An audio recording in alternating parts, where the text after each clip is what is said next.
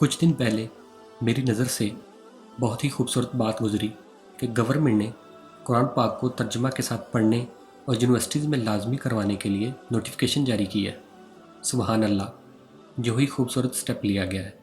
ہم دعا کرتے ہیں کہ اللہ تعالیٰ اس پر عمل کروانے کی توفیق عطا کرے اور اس معاملے میں آسانیاں کرے، کیونکہ اسلام کی تو بنیاد ہی قرآن پاک ہے۔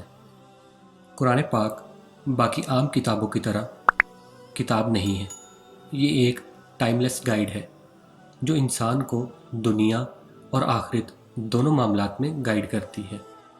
اور اللہ تعالیٰ کی کتاب کی آیات کو پڑھنا، ان پر غور و فکر کرنا بھی عبادت ہے، اور یہ اللہ سے محبت کا تقاضا ہے۔ اس کی آیات کو تلاوت کیا جائے، سمجھا جائے۔ حضور اکرم صلی اللہ علیہ وآلہ وسلم نے ایمان کا خلاصہ بیان کرتے ہوئے فرمایا، ایمان نصیحہ ہے۔ حضرت تمیم بن عاص رضی اللہ تعالیٰ عنہ نے پوچھا، کس کی طرف؟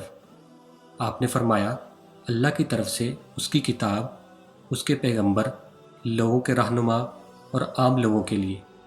اس لیے خلوص نیت سے قرآن پاک کی تلاوت کرنا، تجوید اور تلفظ کا خیال رکھنا، اس میں موجود احکامات کو سمجھنا، ان پر عمل کرنا ہی ایمان کی خوبصورتی ہے۔ اس لیے جب کوئی قرآن پاک پڑھتا ہے، اس پر عمل کرتا ہے، تو وہ ایک فرض بھی پورا کرتا ہے جس کا اس کو اجر بھی عطا کیا جائے گا۔ جو شخص قرآن پاک پڑھتا ہے، روز قیامت قرآن پاک اس کی گواہی دے گا۔ حضور اکرم صلی اللہ علیہ وآلہ وسلم نے فرمایا، قرآن پاک تمہارے حق یا تمہارے خلاف ثبوت ہے۔ قیامت کے دن جب انسان کو ایک ایک نیکی کی ضرورت ہوگی، تو یہی قرآن پاک اللہ کے حکم سے ہمارے حق میں یا ہمارے خلاف گواہی دے گا۔ روز محشر قرآن ہماری شفاعت کرے گا۔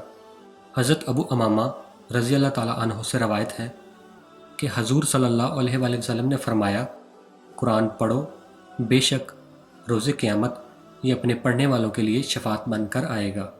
صحیح مسلم میں روایت ہے، حضرت عمر رضی اللہ تعالیٰ عنہ سے کچھ لوگوں نے سوال کیا، آپ نے مکہ میں کس کو حکومت دی؟